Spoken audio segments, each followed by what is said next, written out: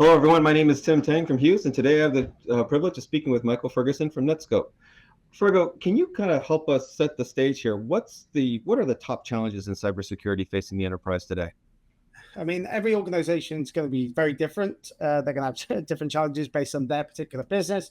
But I think we can look at a few that are common across almost every organization out there. Mainly around that increased agility, increased performance, increased flexibility. The most obvious one is hybrid work. We're all working from home, indeed, and we're trying to get people into the office, but trying to provide a better user experience or better platform for our users means that hybrid work instead of just complete remote work might be the norm. That means laptops, devices are not going to be inside the network. Then there's the increased flexibility that comes from using cloud applications. We want our data and our apps services to be available all the time globally. That increases that attack surface. So there's thousands of different SaaS applications out there, all housing our data. So we no longer worry about our little network, but what about all these little micro networks, these little cloud apps everywhere? And then all of our different devices are everywhere. So that attack surface is very, very large. And that becomes even further when you think about not just the third-party risk of using SaaS apps, but what AI applications are those applications OEMing, and what AI your users accessing anyway. But that's a fourth party risk, right? So that is a really complex landscape that we're now starting to face, and what data is moving to those third party apps that are then going to a AI app is something that's really complicated and a real challenge right now. But also sticking with that increased attack surface, we also know that because those applications that we access every day, Microsoft 365 and AWS, are available globally, they're trusted. Cyber adversaries are starting to use these applications as a mechanism to deliver malware and other threats, phishing attacks, which is just a really hard one for our users who are just starting to get to grips with using the cloud. Now they can't trust the trusted application all the time. It's quite complex and a bit of a challenge for them.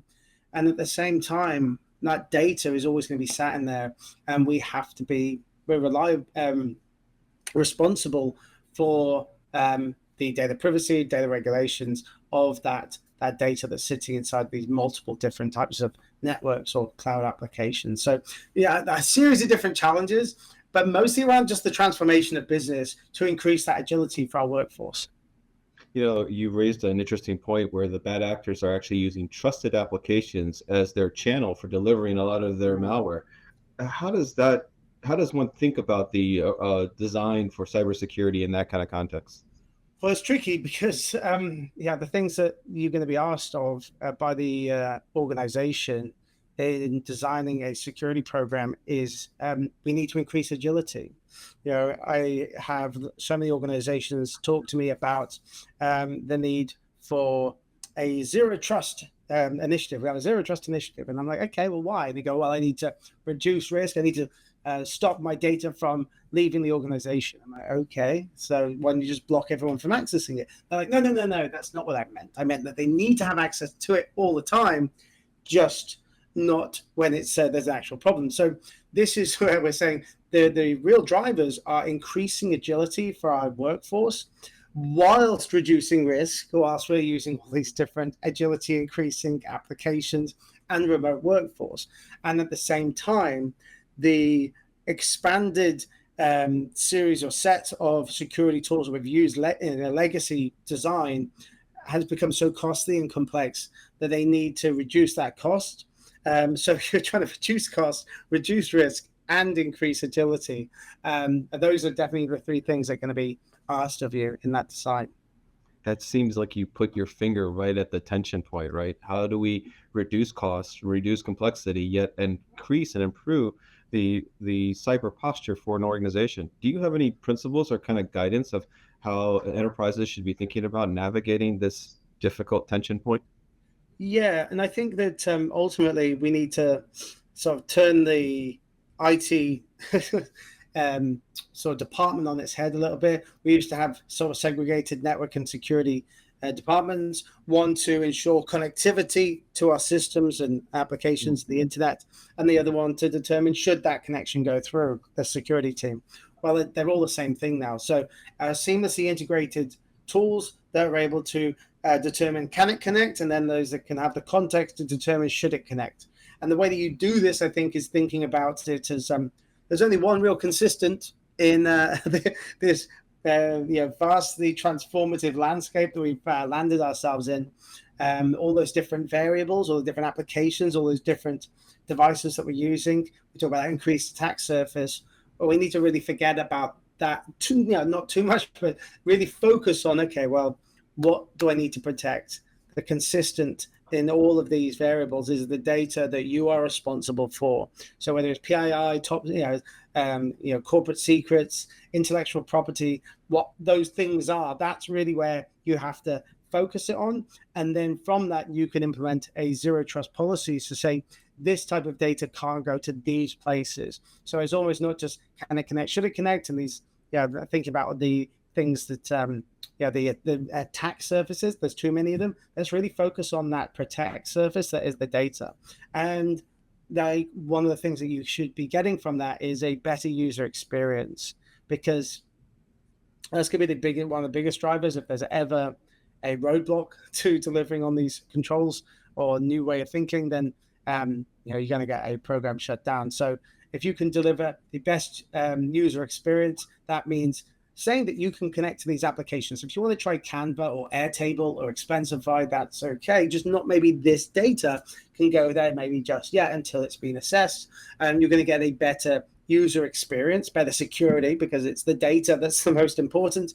And then also delivering that in a sort of a global architecture to ensure that you're getting the best performance. Accessing the internet, not necessarily the best performance when you're connecting to private applications as well as cloud applications. So you end up with trade-offs, but having a centralized platform for this should mean that you get a better security as well as the better performance, which ultimately is the best user experience. So those things are going to be, things are going to be key of mind. You've actually kind of highlighted a number of things to kind of keep in mind here, but it's not just simply a matter of implementing a robust cybersecurity posture, but it's a cybersecurity posture with a sensitivity to that end user experience. You could have a very strong, robust posture, but if the end users can't tolerate it or can't work with it, it won't last very long. And so you also find that if you implement a environment that says you can only use OneDrive or you can only use these tools, well, we've been working remotely in a hybrid, flexible workforce now. We've had access to these cloud applications on our phone. You take that away, you're going to find that talent retention, talent acquisition is going to be really hard, because that's not the way that we work anymore. You're just implementing really unnecessary restrictions. And there are other ways of providing the security by focusing on the data and allow a flexible, free thinking, agile workforce that's going to be more performant, get better outcomes for your business. Wow, these are tangible total cost of ownership kind of considerations, retention, productivity. I mean, your cyber posture can affect all of these things. Can you speak to where network and security is actually operations now? It is ensuring that my business can operate. Now, focusing on the data allows me to connect to these cool applications, but not maybe this data can go there. That's really powerful, but it's network security combined to more of an operational capacity as opposed to the IT guys down in the basement. Can you talk a little bit then? What does that look like? How does one set up an operationally optimized cybersecurity posture? Well, I mean, let's focus on some of the cost drivers here. So we've got all these different tools. We've got firewalls and web proxies and CASBs and DLP, SSL decryption. There's now VPNs and ZTNAs and all these different tools, SD-WANs, all these things that are trying to provide a can it connect, should it connect. So let's look at the things that we need it to be delivering, connect my users wherever they are to my applications for certain software types, and then having the context to determine should it connect, and combine these, converge these capabilities. And you can start simply by going, my biggest driver right now is I've got a secure web gateway replacement, or I need to sort of rethink my VPN and go with a SASE solution that meets your requirements right now, but can do the rest of it going forward. You can continue to converge these and save money over time. So that's a better roadmap for you. And that what that's doing is reducing the complexity of your organization, because your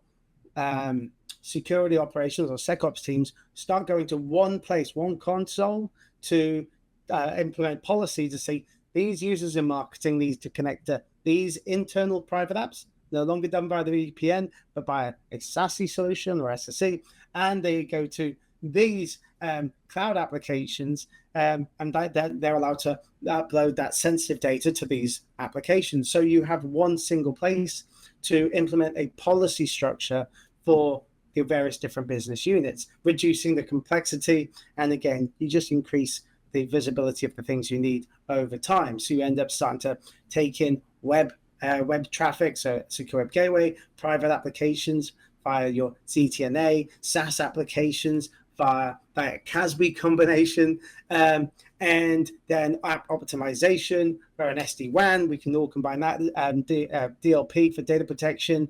And what you start to do is have this greater visibility into what my users are accessing. And if it's a robust, strong tool that looks at the language of the cloud, it's no longer just GET requests and HTTP. There's things like APIs and JSON and XML, all these clever types of packets. And if your tools that you're using, this tool, a single cloud-based blob, is able to look at the JSON and the APIs, it can start to look at things like instances and activities. Is it corporate, personal, third-party instance of OneDrive? And then what am I doing inside of them? Am I sharing to the wrong person? Am I deleting content that I shouldn't do? Am I editing it, or am I shutting down servers? You start to get a really strong understanding of what my users are not only accessing, what data they're moving around, but also what they're doing inside of those applications that could be of a higher risk to you. And that visibility starts to give you that reduction of risk, because you can start to understand exactly what they're doing. You've provided a very kind of comprehensive overview, I think, of the state of cybersecurity today. But it sounds like, actually, in thinking of some of your last thoughts there, that we really are kind of headed into a model or a paradigm where things are going to get simpler, they're going to get more tightly integrated, and there's going to be more consolidation in terms of our ability just to see things on a single pane of glass. I mean, we're seeing that in the SaaS world anyway. With the introduction of AI tools. So now we're starting to see, I was using Abercrombie and Finch to buy some T-shirts, and my tool popped up and said, "Hey, AI tool detected." Don't really think Abercrombie and Finch have invested much money in developing an AI platform, but they were OEMing some third party. So now a fourth party step.